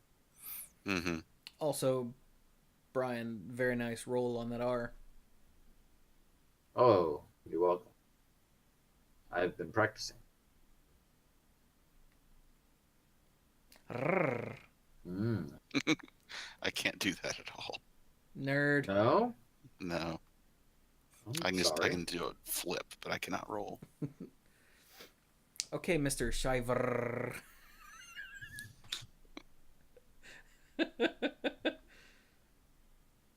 What does Niambi do? Nothing. Never mind. What is a Niambi? She's the Planeswalker deck card, I think, that goes to get Teferi Timebender. Hmm. Oh, is she his granddaughter or daughter or Daughter. something? I Yeah. don't know. Whatever, doesn't matter. I can't tell you what Ral does because the text is too small. Ral is kind of boring. An interesting monocolor deck would be Danitha Capashen. Capation, however you say that. The white one that makes your equipment and auras cost less. Yeah, and she Yeah. also has built-in first strike vigilance and lifelink. I have a copy of her currently in the night deck, but I'm sure I've got another copy somewhere. I'll think about that. You could build I would a just- Marwyn the Nurturer elf deck. Please don't. Do this thing, but don't do it. Josu Vest ramp. Get there. Oh, isn't he the zombie with Menace and he makes lots of zombies? Hmm. Yeah, mono black ramp.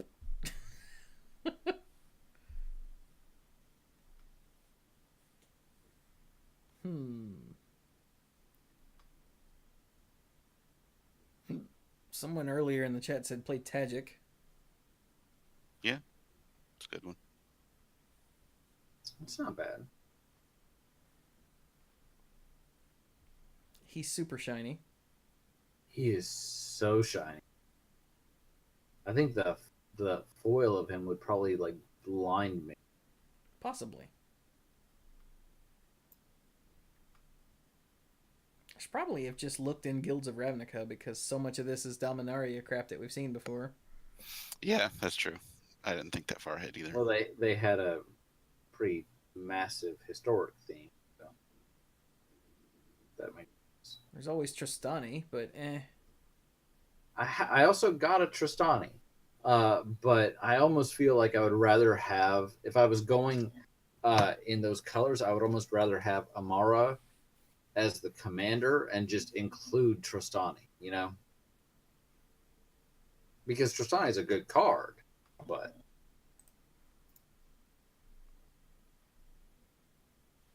Yargle!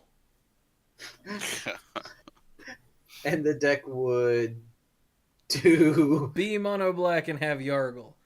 Am I memeing right? Am I memeing right? Apparently, Yargle became a thing for a while when Dominaria came out for no reason. Yeah, it was pretty silly. Silly things are always fun. These Silly things are fun. It's like the homunculus that was, desperately lost or whatever. totally lost. Nah, there you go.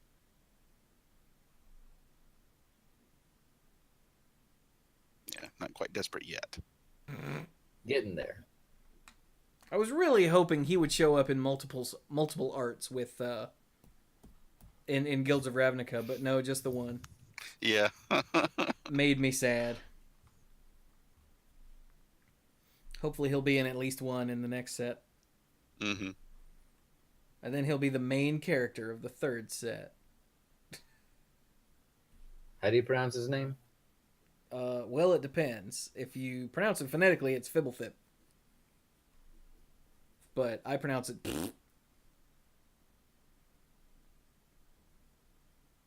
because I'm pretty sure that's how you say it. Mm-hmm. Hey, come here.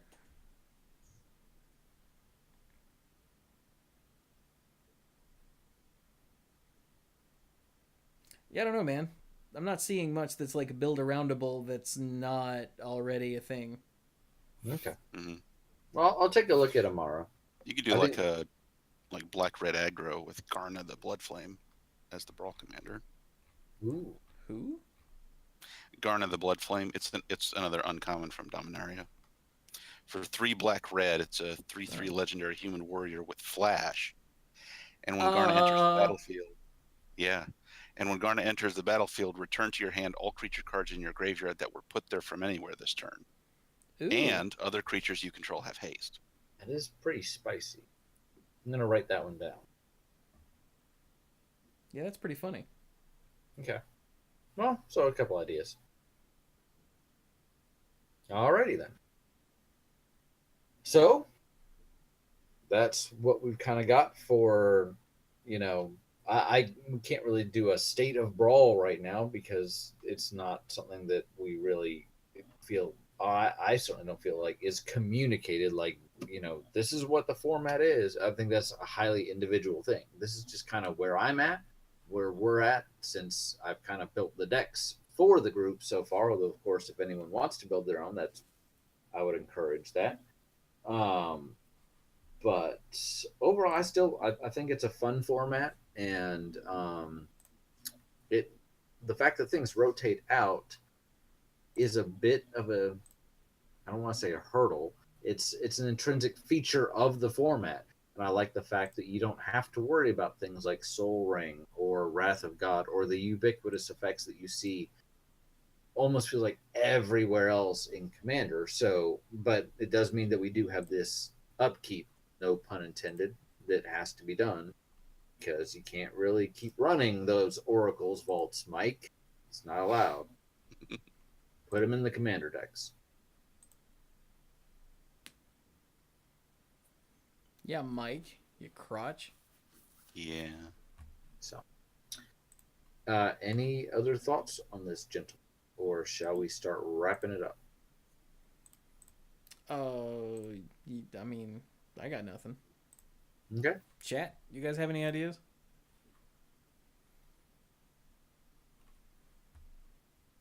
Razorback asks if Joda in 5 colors is even doable. I don't know. It would be much sure, easier once we get the second Ravnica set and have all the mana fixing known to man. Yeah. Yeah, all the lands, all the gates. Yeah. Yeah. You could start to do it now, but even like the explosive vegetation that gets gates, you could still only get the gates that we have now. So Which, I mean, you could still get They 4 cover all colors 5 with that. colors. Yeah. that's true. That's true. Because obviously you've got green to cast it, so you can get like the blue, black, and the red, white gate. So what would the deck be? Would it just be like good stuff?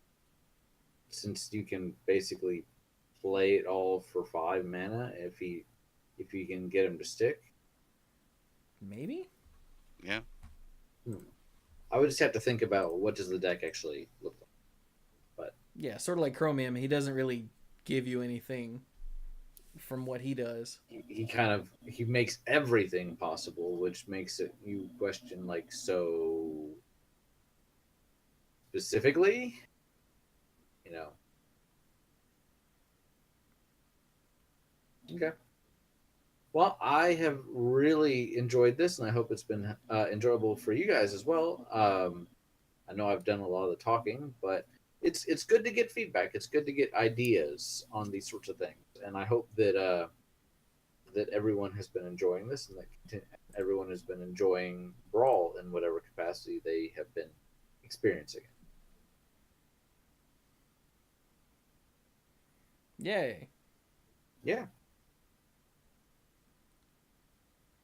All right, then.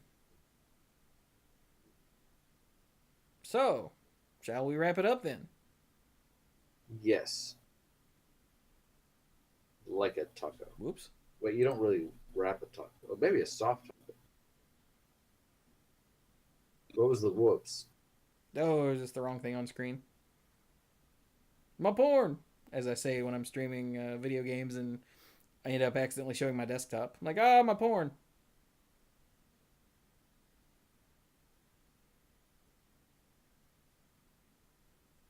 All right, then. So, shall we proceed to those thoughts that may or may not be final? Oh, they're final, all right. They're final. Well, I guess since Dirk's not here, I will go first.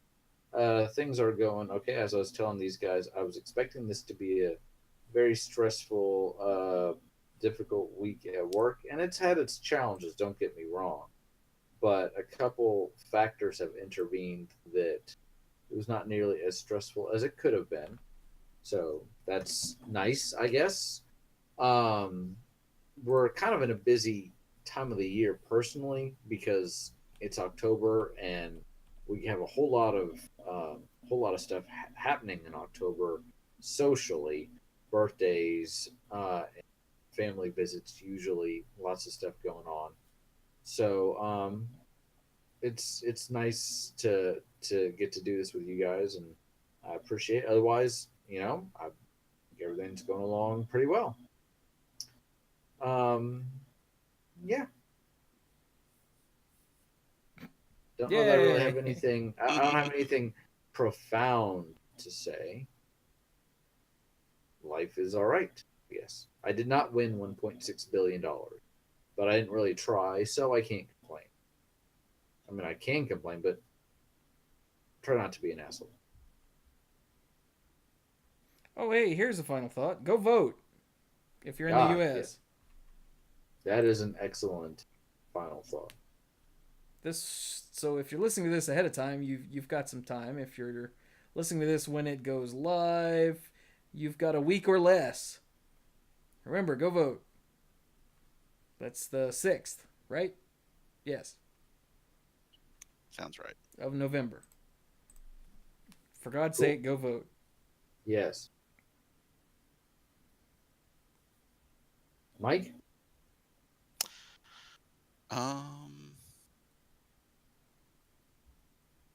I think I should actually sit down and try to do a Brawl deck. Yeah, Brian built some good decks, but I don't want to put all the onus on him. And also, I'm sure there's just flavors of stuff that I would think to do that he wouldn't. So very true. You have a very unique personality, and you would think of a lot of stuff I wouldn't. Do you have someone in mind or not currently? Not yet. I need to think about it more. Excellent. Surprise. I don't mind onus, but my shoulders can only take so much onus before I have no more onus to give. So. But no, I mean, I think that'd be great. I meant it when I said you guys go ham, go nuts. I want to see what you come up with. I'd the expectation where you had to. Sorry, go ahead. I was going to say, speaking of a unique perspective, there was a comment someone left on the website. Where was it? You mean themanapool.com? Yes, themanapool.com. Okay. What an excellent website. It's all right. It was Greg. It was Madstork MSU. It was a comment on our episode for the Casual Player's Guide to Magic Tournaments. He says, I think I finally realize why I struggle at Constructed. I play Mike decks full of Brian cards. Wow. there's your problem. I can I love that. I think that I might need to get that framed. That's just awesome. I play Mike decks full of Brian cards. I'm so sorry, by the way. That sounds like a terrible way to go through life. Sounds like it's pretty fun, though. I mean, you're having a blast, but you're probably not winning a whole lot. Or at all.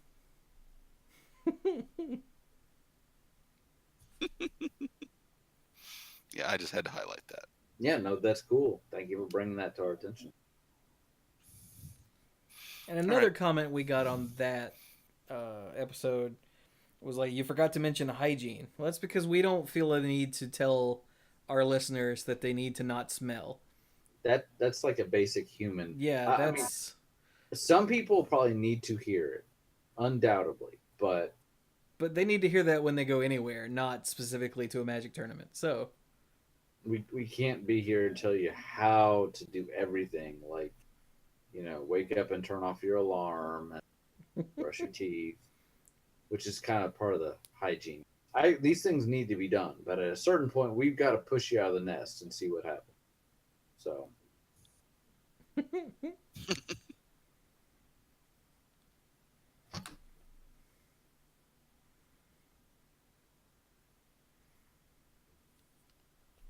So is that it for you, Mike? It is. Yes. Oh, okay. Well, I guess then that leaves me. If you would like to check out more stuff, then you can, of course, come to twitch.tv/themanapool on Thursday nights when we record the Manapool live on stream, or on Monday nights when we record Monday Night Magic live on stream, or on, let's see, Wednesday, Friday, or Saturday nights when I play other sorts of games live on stream. Here in the last little while, I have, let's see, I played some Eternal Sealed, I played Dead Island, and lopped the heads off of lots of zombies to feel better about the Eternal Sealed. I've played Hearthstone. I did my dual class Hearthstone Arena run today. I got 3 more wins than I thought I would. Cool. So I ended up at 3-3. Considering I haven't arenaed since the last time they gave us a free ticket, I consider that an okay record. Mm-hmm. I think I ended up with 5. Well, screw you, Mike. Well, the last time they did the dual class was when I got that. Was when I was able to go all the way.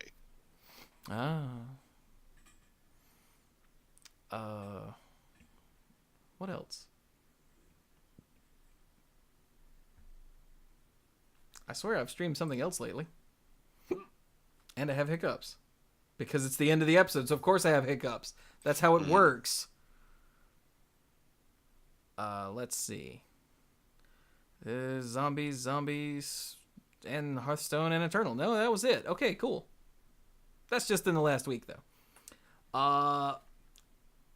Coming up this weekend, so for those of you listening to this after its full release, I'm very sorry, but coming up this weekend, I think I'm going to play something a little more scary. Something a little actually terrifying. I think I'm going to do Layers of Fear,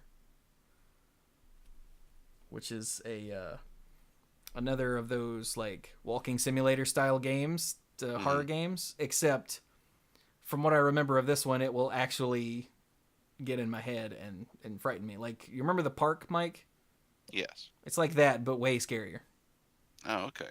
Yeah. So that should be fun. So is it a game, or is it like The Park where it's more like an interactive storybook? I honestly don't know. I've never actually played it. Okay. So yeah.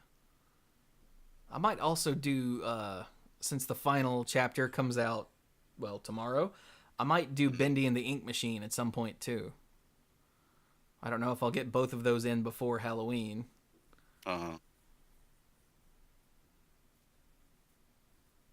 Yeah. But the final chapter comes out tomorrow, and apparently if you already own all 4 chapters, you get the 5th one. So, Cool. Yeah, cool. I also want to finish The Walking Dead. These are all things that are coming up very soon here on the Mana Pool. Hope preferably at least 2 of those this weekend. Mm-hmm. So yeah, I mean, some walking simulators are games, others are not. I think the park counts as a game. But some of the others are less so. Mm-hmm. Sorry, I'm talking to chat. Over on youtube.com/themanapool, we've got the video version of both Monday Night Magic and the Mana Pool, of course, to go up there, in case that's how you want to check them out. Also, what's going up there? More of The Messenger, which is a super sweet side-scrolling retro-style game that starts with Ninja Gaiden, essentially, and goes from there with modern design sensibilities. And another daily climb run on Slay the Spire, which the first episode went up. Yeah, went public today. It's you start by drafting, or I started by drafting a deck, which is, I think that was the first daily climb where they had a deck draft, but I could be wrong. So it's sort of like Magic Arena, where it shows you 3 cards and you pick one, and you just go on until you have however many cards in the deck. Mm-hmm.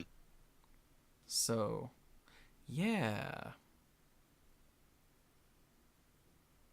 That was also, you have flight, so you don't have to follow the path.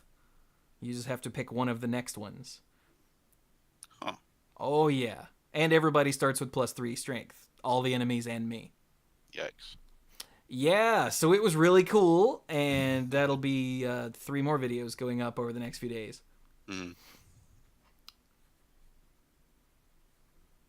So that's youtube.com/themanapool. Also, I've got a Golden Warlock run going up there